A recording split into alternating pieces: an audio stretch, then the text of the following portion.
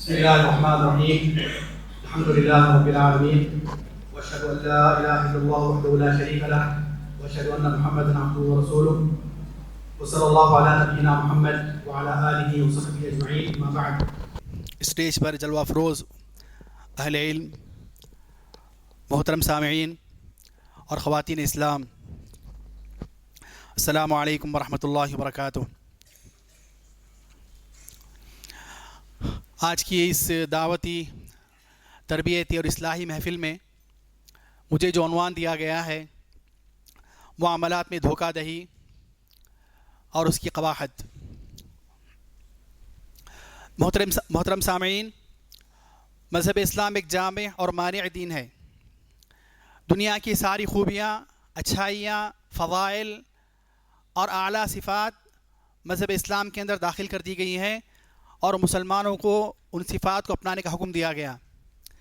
اور دنیا میں جو بھی برائی، خرابی، جرم، ناپسندیدہ کام، اذیت اور مصیبت والا کام ہوا کرتا ہے، مذہب اسلام میں اسے گناہ اور سزا کا باعث بتایا گیا، اس سے روکا گیا، اور اس گناہ کے ارتکاب کرنے پر قیامت کے دن جہنم میں مختلف عذابات کے تعلق سے وعید بھی سنائی گئی.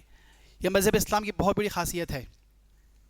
ہم لوگ قرآن کریم پڑھتے ہیں اور احادیث نبویہ پڑھتے ہیں، تو مذہب اسلام میں جو مختلف تعلیمات دی گئی ہیں اللہ اس کے رسول صلی اللہ علیہ وسلم کی طرف سے، وہ ہر طرح کی ہیں. ہمیں صحیح عقائد اپنانے کا حکم دیا گیا. شرک، بدعت، خرافات، قبر پرستی، مزار پرستی، صوفیزم، تصوف، ان تمام سے دور رہنے کا حکم دیا گیا. ہمیں 5 وقتہ نمازوں پر ابھارا گیا. فرائض کو اپنانے کا حکم دیا گیا. رمضان کے روزے رکھنے، صاحب نصاب کو زکوٰۃ دینے، صاحب حیثیت کو حج کرنے کا حکم دیا گیا. ہمیں مختلف صدقہ و خیرات پر ابھارا گیا. قرآن کریم تلاوت پر ابھارا گیا. اسی طرح روز مرہ کی جو زندگی ہوا کرتی ہے، آپس تعلقات، ماں باپ کے ساتھ تعلقات، بیوی بچوں کے ساتھ تعلقات، دوستانہ تعلقات، پڑوسی کے تعلقات، ان تمام تعلقات کے اندر کیسے اچھائی ہو، کیسے اپنائیت ہو، کیسے حقوق ادا کیے جائیں، اس کی بھی ہمیں تعلیم دی گئی. اسی طرح عام مسلمانوں کے ساتھ ہمارے کیسے تعلقات ہوں، بحیثیت مسلمان ایک مسلمان سے کیسے ملے، بحیثیت مومن ایک مومن سے کیسے اس تعلقات رہیں، یہ بھی ہمیں سکھایا گیا.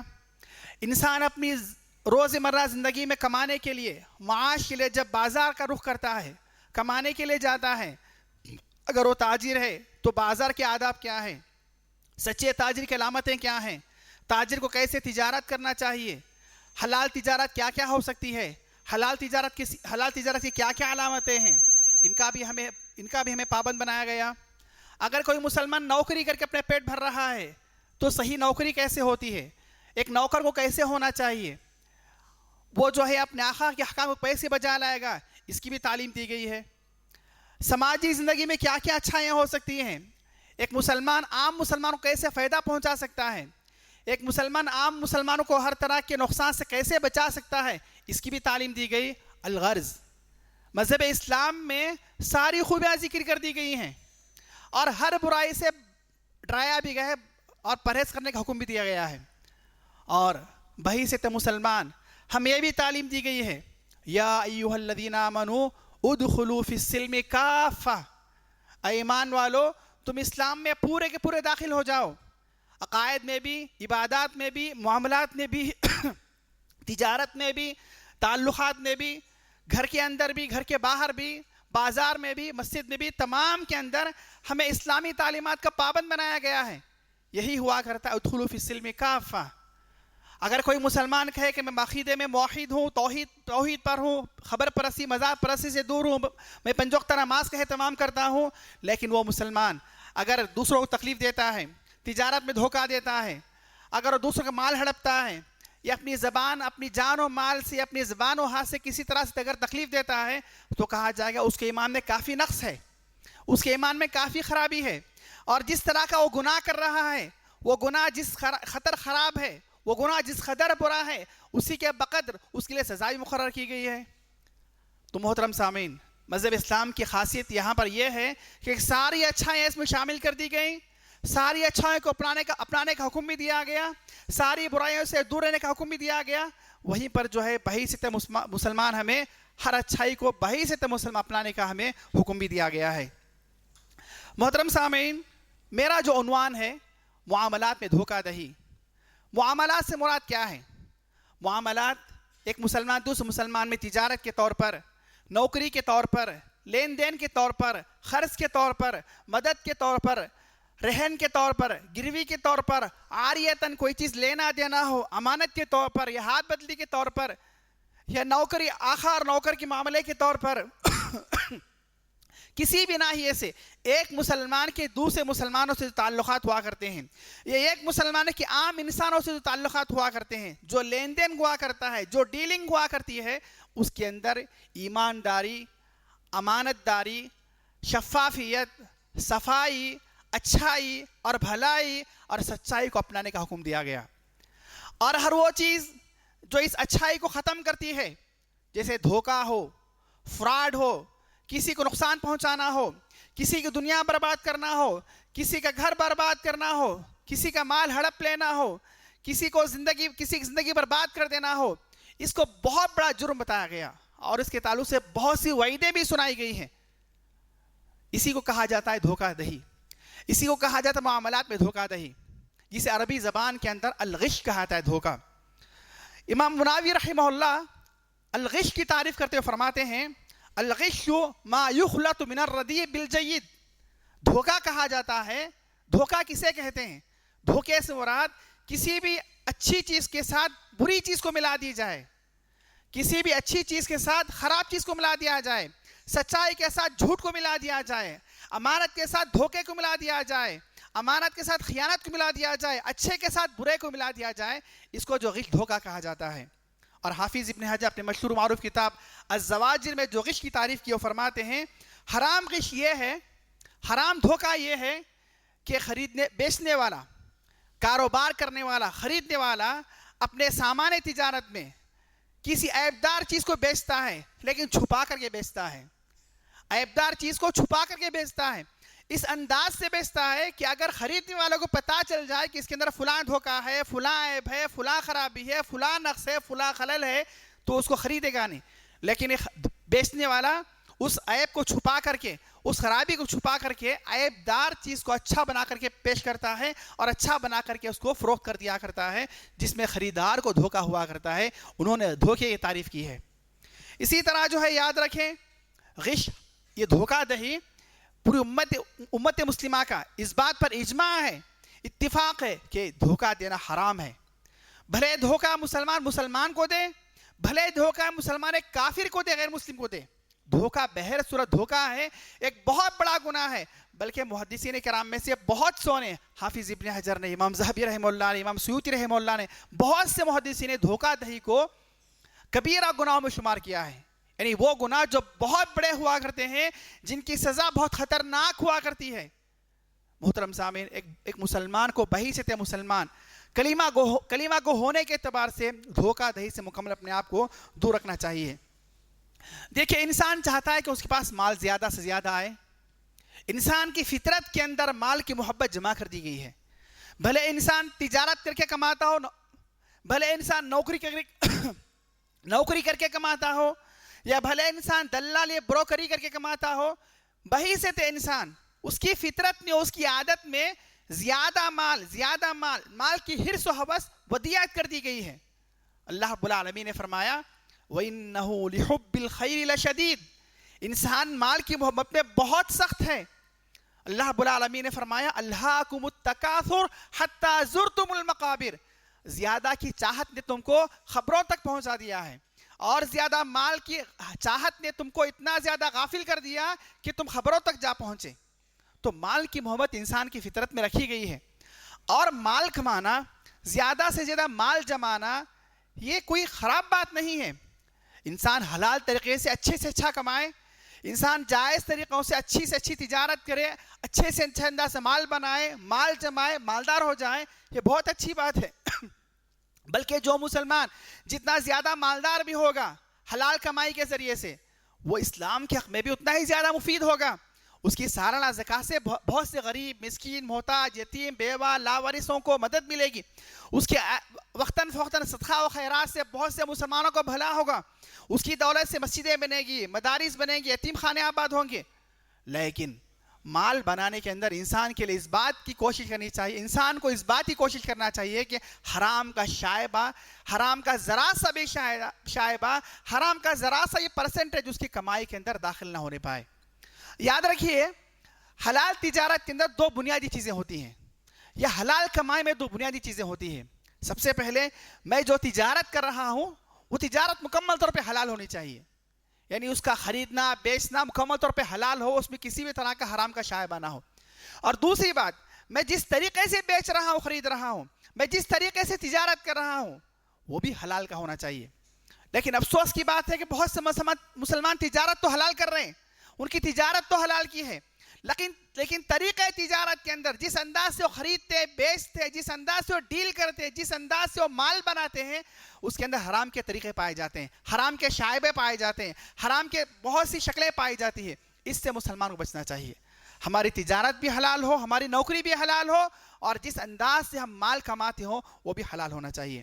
اللہ رب العالمین نے فرمایا یا ایھا الذین آمنوا لا تأکلوا اموالکم بینکم بالباطل، ایمان والو دوسرے مسلمان کا مال باطل طریقے سے اپنے مال کے ساتھ مت کھاؤ۔ اے مسلمانوں، اپنے لا تاکلوا اموالکم بینکم بالباطل، مسلمانوں کے آپسی مال کو باطل طریقے سے، حرام طریقے سے مت کھایا کرو۔ تو کسی بھی طریقے سے مسلمان دھوکہ دینا، جھوٹ کے ذریعے سے ہو، فراڈ کے ذریعے سے ہو، خیانت کے ذریعے سے ہو، اس کا مال دبا کر ہو، اس کا مال ہڑپ کر کے ہو، یا اس کو جو ہے کسی غلط طریقے سے اس کو بات بتا کر کے ہو، کسی بھی طریقے سے مسلمان کا مال ہڑپ لینا یا دھوکہ دینا یہ مکمل طور پہ حرام ہے۔ ایک مسلمان کو اس سے بچنا چاہیے۔ محترم سامعین، جس زمانے میں ہم لوگ جی رہے ہیں بڑا ترقی یافتہ زمانہ ہے، دنیا نے بہت ترقی کر لی، تعلیم ایجوکیشن نے بہت ترقی کر لی، سائنس تو اپنی ترقی کی اونچائی پر موجود ہے، انسان جو ہے ستاروں پر کمندیں ڈال رہا ہے، لیکن وہیں پر ترقی کے ساتھ ساتھ بہت سی خرابیاں، بہت سی برائیاں بھی ہمارے مسلم سماج کے اندر در آئی ہیں، داخل ہو گئی ہیں۔ غیر مسلموں کا ہم لوگ چھوڑ دیتے ہیں، ہم بحیثیت مسلمان اپنا جائزہ لیتے ہیں کہ مسلمانوں کی زندگی کس حال پر چل رہی ہے، مسلمانوں کی زندگی کا حال کیا ہے، مسلمانوں کے احوال و کوائف کیا ہیں۔ اس جانب اگر ہم نگاہ ڈالتے ہیں تو پتہ چلتا ہے کہ مسلم سماج نے، مسلم معاشرے میں دھوکہ دہی، دیگر گناہوں کی طرف اپنے پنجے گاڑ چکی ہے۔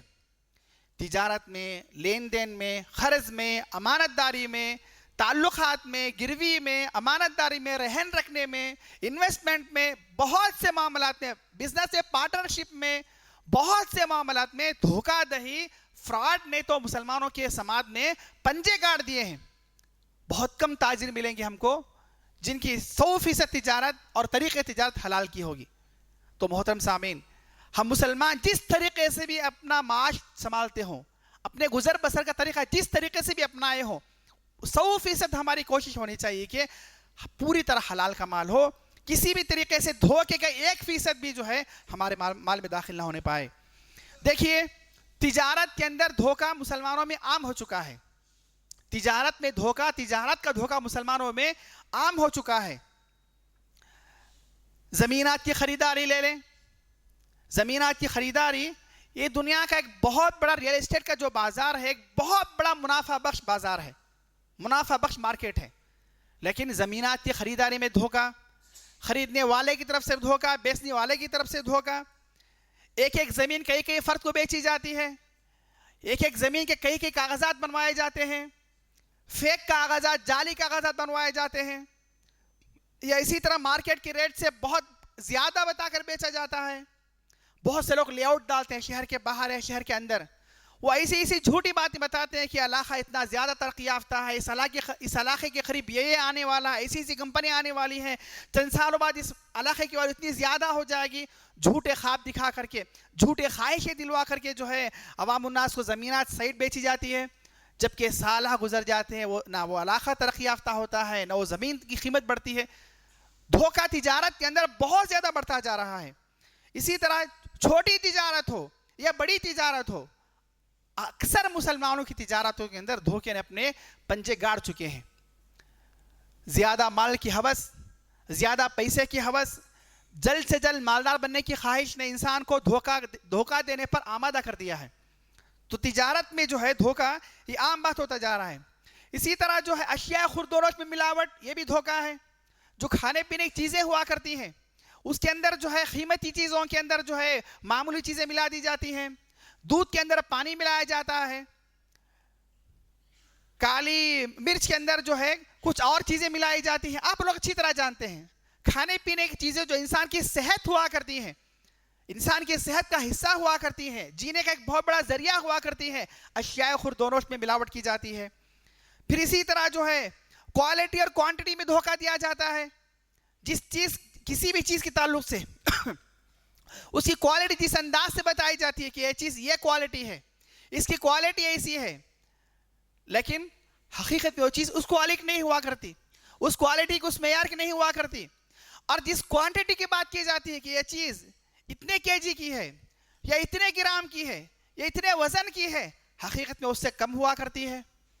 کوانٹٹی میں بھی دھوکہ اور کوالٹی میں بھی دھوکہ دیا جاتا ہے.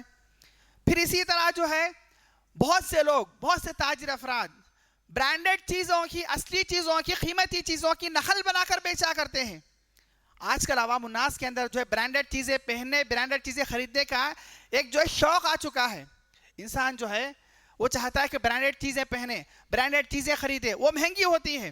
بہت سے تاجران اس بات میں پکڑے گئے، اس جرم میں پکڑے گئے کہ انہوں نے برانڈڈ چیزوں کی نقل کاپی بنائی ہے، کاپی بنا کر کے مارکیٹ میں اس کو اصلی بنا کر بیچا کرتے ہیں. تو برانڈڈ چیزوں کی نقل بنا کر بیچا جا رہا ہے. یہ ایک طرح کی تجارت ہے، ایک طرح کا دھوکہ ہے. اسی طرح تجارت میں دھوکہ، وقت کے ساتھ دھوکہ. وقت کے ساتھ جو ہے کہ وعدہ کیا جاتا ہے فلاں پہ کام کیا جائے گا، لیکن بسا اوقات مہینوں گزر جاتے، کام نہیں کیا جاتا، پیسے لے لیے جاتے ہیں، پیسے ایڈوانس میں لے لیے جاتے ہیں، لیکن وقت پہ چیز ڈیلیوری نہیں کی جاتی ہے، وقت پہ گھر بنا کر نہیں دیا جاتا، وقت پہ فلیٹ بنا کر نہیں دیا جاتا. کئی طرح کے دھوکے ہمارے سماج کے اندر تجارت میں چل رہے ہیں، آپ اچھی طرح جانتے ہیں. دوسری طرف نوکری میں دھوکہ ہے. نوکری کرنے والے جو امپلائی ہوا کرتے ہیں ان کے اندر ہی دھوکہ پایا جاتا ہے. کام کم کرتے ہیں، جتنا کام کہا جاتا ہے اس سے کام کم کرتے، یہ بھی طرح کا دھوکہ. صحیح طریقے سے کام نہیں کرتے، جس انداز سے کام کرنا چاہیے، جس محنت سے، جس لگن سے کام کرنا چاہیے ویسے کام نہیں کرتے، ڈھنگ سے کام نہیں کرتے، یہ بھی ایک طرح کا دھوکہ. تاخیر سے آفس کو آتے ہیں، تاخیر سے کمپنی کو آتے ہیں اور جلد وہاں سے نکلنے کی کوشش کرتے ہیں، یہ بھی ایک طرح کا دھوکہ. تو کئی طرح کے دھوکے ہمارے سماج کے اندر جو ہے پائے جا رہے ہیں. اسی طرح آتے انویسٹمنٹ کمپنیوں کی طرف.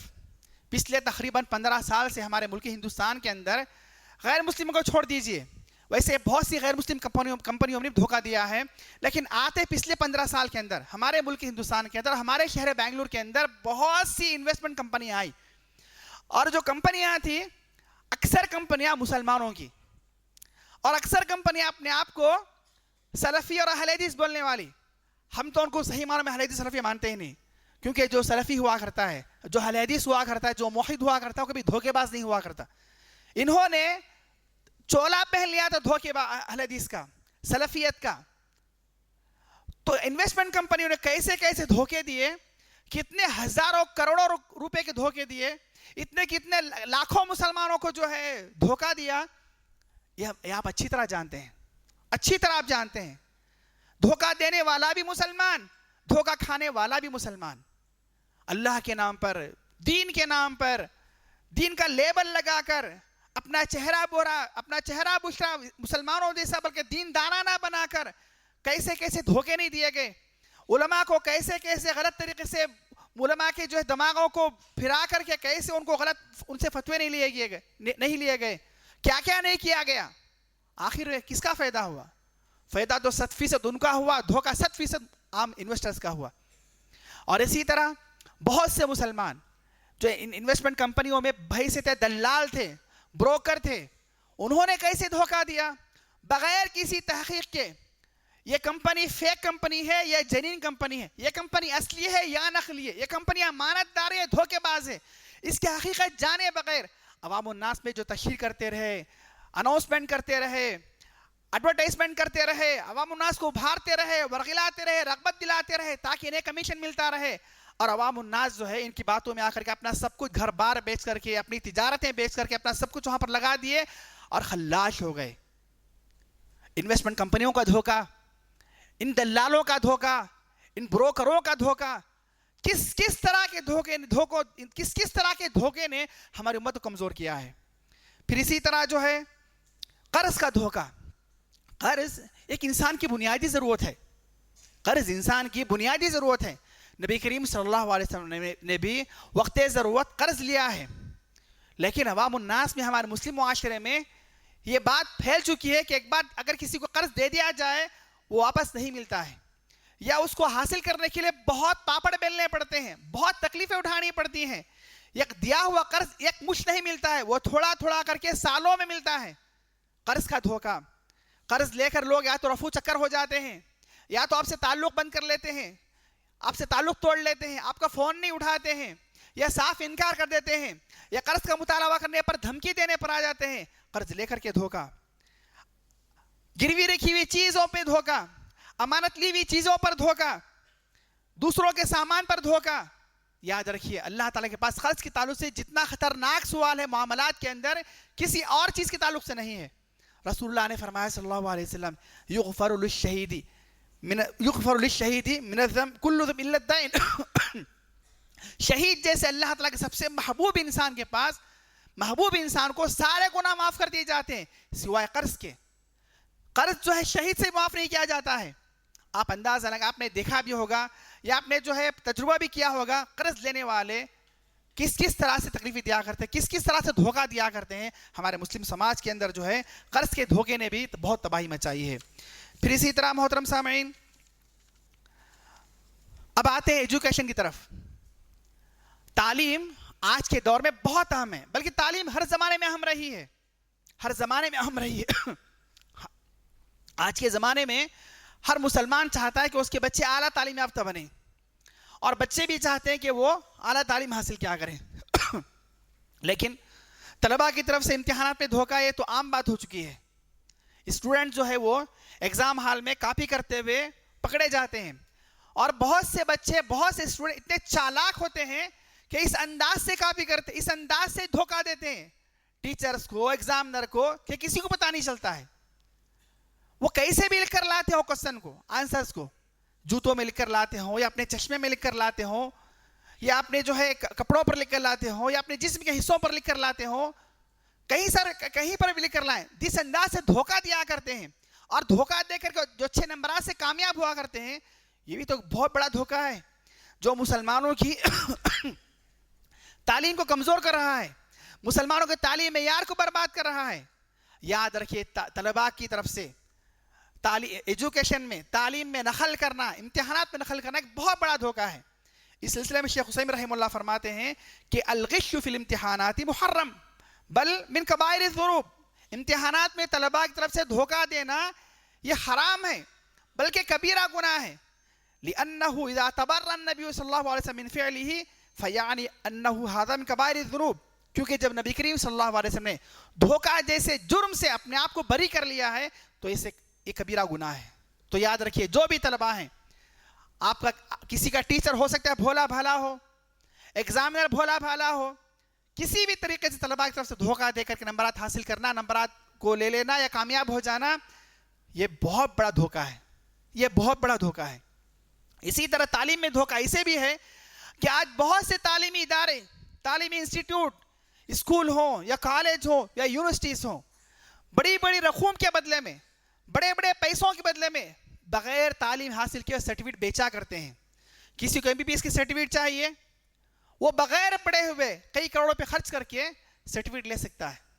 بہت سے ہندوستان ہے, بلکہ عالمی طور پہ ایک بہت بڑا مافیا ہے, ایک بہت بڑا مافیا کہ بغیر تعلیم حاصل کیے ہوئے بڑی سے بڑی ڈگریاں خریدی جا رہی ہیں اور یونیورسٹیز کی طرف سے بیچی جا رہی ہیں بڑے بڑے رقوم پر, کروڑوں کی دولت لے کر کے.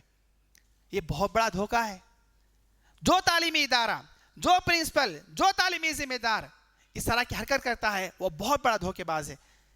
اور وہ اسٹوڈنٹ جو سرٹیفکیٹ خرید کر کے, فیک سرٹیفکیٹ بنا کر کے آگے چل کر کے وہ کچھ بھی جاب حاصل کرتا ہے, علماء فرماتے ہیں کہ اس کی نوکری حرام کی ہے, کیونکہ اس کی بنیادی جھوٹ پر ہے, اس کی بنیادی دھوکے پر ہے. اس نے وہ ڈگری بس یوں ہی حاصل کیا, اس نے تعلیم حاصل نہیں کی, اس نے پڑھا نہیں ہے. تو کس طرح کا دھوکہ ہمارے سماج میں داخل ہو چکا ہے. پھر اسی طرح جو ہے جعلی سرٹیفکیٹ, جعلی جو ایکسپیرینس سرٹیفکیٹ, بہت سے MNCs میں, کالجز میں, یا اسی طرح بہت سے کمپنیز میں کام حاصل کرنے کے لیے, جاب حاصل کرنے کے لیے ایکسپیرینس سرٹیفکیٹ دینا پڑتا ہے. بہت سے لوگ پیسہ دے کر کے جھوٹی سرٹیفکیٹ بنایا کرتے ہیں, فیک سرٹیفکیٹ بناتے ہیں, ایکسپیرینس سرٹیفکیٹ. یہ سارے کے سارے دھوکے ہیں جو ہمارے مسلم سماج کو تباہ کر رہے ہیں.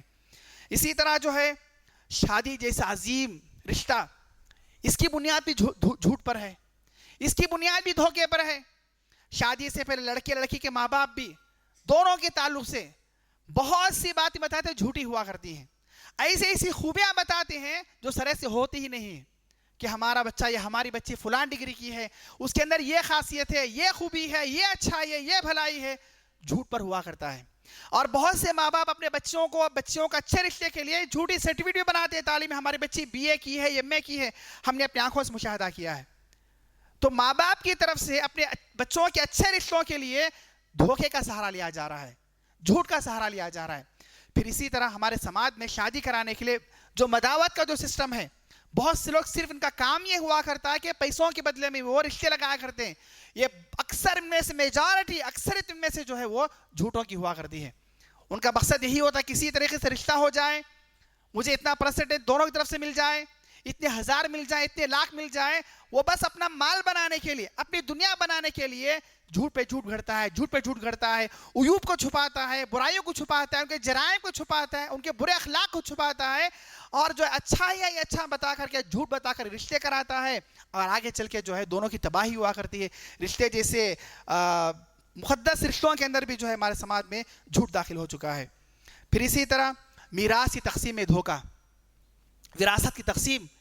دیکھیں قرآن کریم اللہ رب العالمین نے وراثت کو تقسیم خود سے کیا ہے کہ کس کو ملے گا, کس کو نہیں ملے گا, اور کس کو کتنا ملے گا. من یرث ومن لا یرث ومقدار کل وارث, کون وارث ہوگا, کون وارث نہیں گا, اور کس کو کتنا حصہ ملے گا, اللہ نے خود تقسیم کر دیا. پھر آگے اللہ نے فرمایا وصیۃ من اللہ, یہ جو تقسیم کیا ہوا حصہ ہے اللہ کی طرف سے وصیت کردہ ہے کہ اتنا ہی دیا جائے. فریضۃ من اللہ, یہ اللہ کی طرف سے فرض کیا ہوا ہے. تلک حدود اللہ, اللہ نے کہا یہ اللہ تعالیٰ کی حدود, ان کو پھلانگنا نہیں چاہیے. یوصیکم اللہ, اللہ نے کہا اللہ وصیت کر رہا ہے کہ فلاں کو دیا جائے گا, فلاں کو نہیں دیا جائے گا, فلاں کو اتنا حصہ دیا جائے گا. اس کے باوجود بھی وراثت کے معاملے میں ہمارے مسلم سماج میں کیسی کیسی برائیاں ہیں. وراثت کا اگر صحیح طریقے سے بچ جائے تو خاندان کے کیسی معاشی حالت کتنی اچھی ہو جائے گی. بھائیوں کی طرف سے بہنوں کو دھوکہ, بہنوں کی طرف سے بھائیوں کو دھوکہ. بہت سے گھرانے ایسے جہاں پر بھائیوں کی طرف سے بہنوں کو دھوکہ دیا جاتا ہے, اور بہت سے گھرانے ایسے بھی جہاں پر بہنوں کی طرف سے جو بھائیوں کو دھوکہ دیا جاتا ہے. ظلم دونوں طرف سے ہے. پھر اسی طرح وصیت پہ دھوکہ, کہ ہمارے باپ نے ایسی وصیت کی تھی, اولاد کہتے ہیں جھوٹی وصیت کا سہارا دیتے. ہمارا ابا نے کہا تھا مجھے یہ دیا جائے, ابا نے میرے حق میں یہ وصیت کی تھی, امی نے میرے حق میں یہ وصیت کی تھی, جھوٹی وصیت کا سہارا. اسی طرح وراثت کے مال کے اندر جو ہے میت کو دھوکہ دیا جاتا ہے. وہ کیسے؟ میت قرض لیا ہے کسی سے, میت کی مر جانے کے بعد لوگ آ کر مطالبہ کرتے ہیں کہ فلاں آپ کے مرحوم نے, آپ کے وفات پانے والے شخص نے ہم سے اتنا قرض لیا تھا. صاف انکار کر دیتے نہیں ہیں. جھوٹی وصیت کا سہارا. ایک تو سب سے پہلی بات یہ کہ وارث کے حق میں وصیت ناقابل قبول ہے. رسول اللہ نے فرمایا صلی اللہ علیہ وسلم ان اللہ اعطى كل ذي حق حقه فلا وصیۃ لوارث, اللہ نے ہر حقدار کو اس کا حصہ دے دیا ہے. وارث کے حق میں وصیت کرنا جائز نہیں ہے. اکثر گھروں کے اندر اکثر گھرانوں کے اندر جو ہے وصیت کو بنیاد بنا کر کے اولاد آپس سے بانٹ لیا کرتی ہے. ہمارے ابا کی وصیت تھی, ہمارے امی کی وصیت تھی. تو وراثت کے معاملے میں دھوکہ. پھر اسی طرح تو عبادات میں دھوکہ. عبادات فقہی مسائل چھوڑ دیجئے, حج اور عمرہ جیسے مقدس سفر کرانے والے, عبادت کا ذریعہ بننے والے ٹورس اینڈ ٹریولز, وہ کیسے دھوکہ نہیں دیتا آپ اچھی طرح جانتے ہیں. کتنے ایسے جعلی افراد آئے جنہوں نے سو لوگوں سے پیسہ لیے اور رفو چکر ہو گئے, غائب ہو گئے, نظر ہی نہیں آئے. کتنوں نے کہا کہ فلاں مہینے لے کر جائیں گے لیکن بہت لمبی تاخیر سے لے کر جاتے ہیں. کتنے ایسا وعدہ کرتے ہیں کہ حرم میں آپ کو فلاں ہوٹل دی جائے گی, 5 اسٹار ہوٹل لگی, 3 اسٹار ہوٹل ہوگی, حرم سے اتنے بالکل قریب ہوگا, لیکن وہاں جاتے ہیں تو جو کئی کلومیٹر پہ دور ہے, معمولی ہوٹل ہے. حج و عمرہ جیسی مقدس عبادت کا ذریعہ بننے والے ٹریولز والے بھی دھوکہ دیا کرتے ہیں. دھوکہ نے ہمارے مسلم سماج کو تباہ و برباد کر دیا ہے. آخر محترم سامعین, ہم نے دیکھا, ہمارا مشاہدہ ہے, آپ بھی اچھی طرح دیکھتے ہوں گے کہ بہت سے دھوکے باز, بہت سے فراڈی ہمیں دیندار نظر آتے ہیں. پنج وقت نماز کے پابند ہیں, مسجدوں کو پابندی سے آیا کرتے ہیں, اہل علم سے جو ہے وہ ملاقاتیں بھی کیا کرتے ہیں. ہم نے بنگلور میں دیکھا کہ کتنے ایسے فراڈی دھوکے باز تھے جو بڑے بڑے اہل علم کے ساتھ اٹھنے بیٹھنے والے تھے, بلکہ علماء کی خدمت کرنے والے, ان کی خدمت کرنے والے, ان کی جوتیاں سیدھے کرنے والے, ان کی مدد کرنے والے. کتنے مالداروں کو ہم نے, کتنے علماء کو دھوکہ دیتے ہوئے دیکھا ہے بس اپنا مقصد حاصل کرنے کے لیے.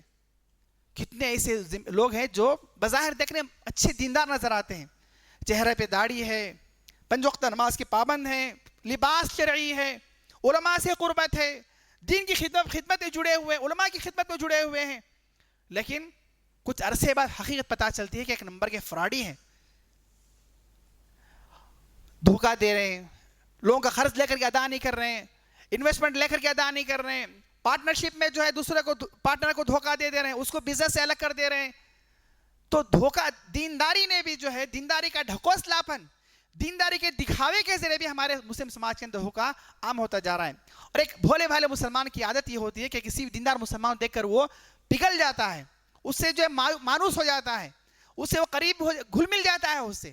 لیکن یہ دیندار کا ڈھونگ رچنے والے, یہ فراڈی, یہ دھوکے باز ایسی موقعوں کا فائدہ اٹھا کر کے عام بھولے بھالے مسلمان مرد عورتوں کا پیسہ لے کر کے انہیں دھوکہ دیا کرتے ہیں. یہ بھی یاد رکھ لیجئے, انسان کتنا بھی دیندار کیوں نہ ہو, تہجد گزار کیوں نہ ہو, 5 وقت نماز کی پابندی کرنے والا کیوں نہ ہو, نفل روزے رکھنے والا کیوں نہ ہو, کہ بہت بڑے دین کے کام کرنے والا کیوں نہ ہو, اگر اس نے مالیات کے اندر اگر مسلمانوں کو دھوکہ دیا ہے, مال کھایا ہے, مال ہڑپا ہے, ظلم کیا ہے, قرض لے کر کے ادا نہیں کیا ہے, انویسٹمنٹ لے کر کے ادا نہیں کیا ہے, پارٹنرشپ میں دھوکہ دیا ہے, کسی بھی طریقے سے مسلمان کو دھوکہ دیا ہے, قیامت کے دن اس کا انجام بڑا خطرناک ہے. بہت سخت وعید آئی اس کے تعلق سے, ایک بہت سخت وعید آئی ہے. میں آپ کو صحیح مسلم کی حدیث سناتا ہوں. ایک مرتبہ رسول اللہ نے پوچھا صلی اللہ علیہ وسلم, اتدرون من المفلس, آپ نے پوچھا تم جانتے ہو کہ مفلس کون ہے؟ صحابہ نے پوچھا المسلم فینا من لا درہم ولا متاع, کہا کہ ہمارے پاس مفلس وہ ہے جس کے پاس نہ درہم ہے, نہ کوئی دولت ہے, نہ کوئی سامان ہے. یہی عموماً مفلس کا معنی دنیا میں ہوا کرتا ہے. تو آپ نے فرمایا کہ نہیں, ان المفلس من امتی یوم القیامت یاتی بصلاۃ وصیام وزکاۃ, میری امت کا مفلس, حقیقی مفلس وہ ہے جو قیامت کے دن بڑی بڑی نیکیاں لے کر آئے گا, نماز کی شکل میں, روزوں کی شکل میں, زکوٰۃ کی شکل میں, بڑے بڑے پہاڑ نیکیوں کو لے کر آیا ہے. لیکن معاملات کے اندر, بزنس میں, تجارت میں, قرض میں, امانت میں, انویسٹمنٹ میں, بزنس کی پارٹنرشپ, اس کا دنیا میں یہ حال رہا ہے کہ جو ہے یاتی قشتم ھذا, اس کو گالی دیا ہے, وقذف ھذا, اس پر جھوٹا الزام لگایا ہے, واکل مال ھذا, فلاں کا مال کھایا ہے, فلاں کا جو ہے مال کھایا, وسفک دم ھذا, کسی کا خون بہایا ہے, وضرب ھذا, اسی کو مارا ہے. دنیا میں اس طرح کے جرائم کر کے آیا ہے. تو کیا کیا جائے گا؟ فیعطی ھذا من حسناتہ, جو مظلوم ہوں گے سب کو اس شخص کی نیکیاں دیتی جائیں گی, اس کی ساری نیکیاں جو ہے ان مظلومین میں ادا کر دی جائیں گی. پھر بھی حال یہ رہے گا کہ اس کی ساری نیکیاں ختم ہیں, ان کے اور بھی حقوق باقی ہیں, ان کے اور بھی جو حقوق باقی ہوں گے. تو پھر کیا کیا جائے گا؟ ان ساروں کے گناہ اس پر ڈال کر کے اس کو جہنم رسید کر دیا جائے گا, تو یہ جو ہے بہت بڑی وعید ہے. تو یاد رکھیں, جو لوگ بھی دینداری کا ڈھونگ رچتے ہوئے, ڈھکوسلا پن دکھاتے ہوئے بھولے بھالے مسلمانوں کو شکار کیا کرتے ہیں, بھلے وہ انویسٹمنٹ میں ہو, یا قرض کے سلسلے میں ہو, یا پارٹنرشپ کے سلسلے میں ہو, یا تجارت کے سلسلے میں ہو, وہ اللہ تعالیٰ سے ڈرے. یاد رکھیں, جنت پہ جانے کے لیے دھوکے سے پاک ہونا بہت ضروری ہے. دھوکے باز جو ہے بہت سی سزا پانے کے بعد وہ جنت کو جائے گا. یاد رکھیں محترم سامعین, دھوکہ ایک بہت بڑا جرم ہے, بہت بڑا کبیرہ گناہ ہے, بہت بڑا حرام گناہ ہے. دھوکے کے نقصانات بہت زیادہ ہیں. دھوکہ دینے والا انسان دنیا میں بھی اس کی تباہی ہے, آخرت میں اس کی تباہی ہے. دھوکہ دینے سے مسلم سماج ٹوٹ پھوٹ جاتا ہے. مسلمانوں میں آپس میں نفرتیں, کدورتیں, دوریاں, بغض, کینہ, کپٹ, حسد, جلن, دشمنی جیسی خرابیاں پیدا ہوتی ہیں. دھوکہ دہی سے ہو سکتے ایک انسان آگے بڑھ جائے, مالدار ہو جائے, لیکن دھوکہ دہی کے ذریعے سے مظلوم انسان وہ غریب, مسکین, محتاج ہو جایا کرتا ہے. دھوکہ بڑا خطرناک جرم ہے. طبیب, ڈاکٹر اگر دھوکہ دیتا ہے, غلط دوائی دیتا ہے, تو اسے بیمار مر جاتا ہے. انجینئر اگر دھوکہ دہی کے ذریعے سے غلط طریقے سے عمارت بناتا ہے تو عمارت منہدم ہو جایا کرتی ہے. اگر آپ کا اکاؤنٹنٹ یا مال کا حساب کتاب رکھنے والا اگر وہ دھوکہ دیتا ہے تو تجارت جو ہے نقصان کر جاتی ہے. عالم علماء کرام اگر وہ دھوکہ دیتے ہیں تو عوام کا دین برباد ہو جایا کرتا ہے. قاضی جج اگر وہ دھوکہ دیتا ہے تو انسان انصاف کا عدل و انصاف کا خون ہو جایا کرتا ہے. دھوکہ اگر مربی یا گھر کا ذمہ دار یا گھر کا سربراہ اگر دھوکہ دیا کرتا ہے تو اس سے جو ہے طلباء کی تربیت تعلیم و تربیت برباد ہو جایا کرتی ہے. دھوکہ دہی سراسر جو ہے وہ نقصان ہوا کرتا ہے. آخر میں یاد رکھیں محترم سامعین, ہم مسلمان ہیں, ہمارے آپسی حقوق ہیں. رسول اللہ نے فرمایا صلی اللہ علیہ وسلم المؤمن للمؤمن کالبنیان, ایک مسلمان دوسرے مسلمان کے لیے ایک عمارت کی طرح ہے. یشد بعضہ بعضا, اس عمارت کی ایک اینٹ دوسری اینٹ کو قوت پہنچایا کرتی ہے. ہم ایسے ہونا چاہیے. اگر کوئی مسلمان کسی مسلمان کو دھوکہ دیتا ہے وہ اسے کمزور کر رہا ہے, اس کے لیے تباہی مچا رہا ہے. اسی طرح ایک اور حدیث یاد رکھیں, قال صلی اللہ علیہ وسلم المسلم اخو المسلم, مسلمان دوسرے مسلمان کا بھائی ہے. لا یظلمہ ولا یخذلہ ولا یحقرہ, ایک مسلمان دوسرے مسلمان کو ظلم نہیں کرے گا, اس کو جو ہے نقصان نہیں پہنچائے گا, اسے ذلیل و خوار نہیں کرے گا. صحیح بخاری مسلم کی روایت ہے. اور یاد رکھیں آج کے زمانے میں فراڈ بھی بہت ہو چکا ہے. فراڈ کے ذریعے سے بھی, فون کالز کے ذریعے سے بہت سے دھوکے دیے جا رہے ہیں. بہت سے لوگ اپنے بھی فون کیا کرتے ہیں, غیر بھی فون کیا کرتے ہیں, جھوٹی آوازیں بناتے ہیں, علماء کی آوازیں بنا کر کے, جان پہچان کی آوازیں بنا کر کے جو ہے آپ سے فون کرتے ہیں, آپ کا اکاؤنٹ نمبر پوچھتے ہیں, پیسہ دینے کے بہانے اکاؤنٹ نمبر پوچھتے ہیں, او ٹی پی کے ذریعے سے آپ کا اکاؤنٹ صاف کر دیا کرتے ہیں. یاد رکھیے زمانہ جتنا ترقی کرتا جا رہا ہے دھوکہ دہی کی صورت میں بہت زیادہ ہوتی جا رہی ہیں. میں آخر میں صحیح بخاری کی حدیث پڑھ کر اپنی بات ختم کرتا ہوں. رسول اللہ نے فرمایا صلی اللہ علیہ وسلم لا یأتی عام الا والذی بعدہ شر منہ. یاد رکھو ہر آنے والا سال پچھلے سال سے برا ہوا کرتا ہے. ہر آنے والا سال پچھلے سال سے اور زیادہ برا اور شر والا ہوا کرتا ہے. تو جس زمانے میں ہم لوگ جی رہے ہیں ہر سال ہر آئے دن فطرے بڑھتے ہی جا رہے ہیں, فطروں کی نئی نئی قسمیں آ رہی ہیں, اسی طرح دھوکہ بھی بڑھتا جا رہا ہے, دھوکے کی ہر قسم بڑھتی جا رہی ہے. ہم بحیثیت مسلمان کسی کو دھوکہ نہ دیں. اللہ تعالیٰ سے دعا ہے اللہ تعالیٰ ہم تمام مسلمانوں کو صحیح معنوں میں اسلام پر عمل کرنے کی توفیق عطا فرمائے. اللہ رب العالمین اسلام کے تمام احکام و قوانین پر ہمیں عمل کرنے کی توفیق عطا فرمائے. عبادات میں, معاملات میں, تعلقات میں, ہر چیز میں اسلامی تعلیمات پر عمل کی توفیق عطا فرمائے. اللہ رب العالمین ہر سماجی اور ہر طرح کی خرابی, برائی اور جرم سے اللہ تعالیٰ ہماری حفاظت فرمائے. سبحانک اللہم ربنا و بحمدک واشہد ان لا الہ الا انت استغفرک و اتوب الیک. وصلی اللہ علی نبینا محمد وعلی آلہ وصحبہ اجمعین. والسلام علیکم ورحمۃ اللہ وبرکاتہ.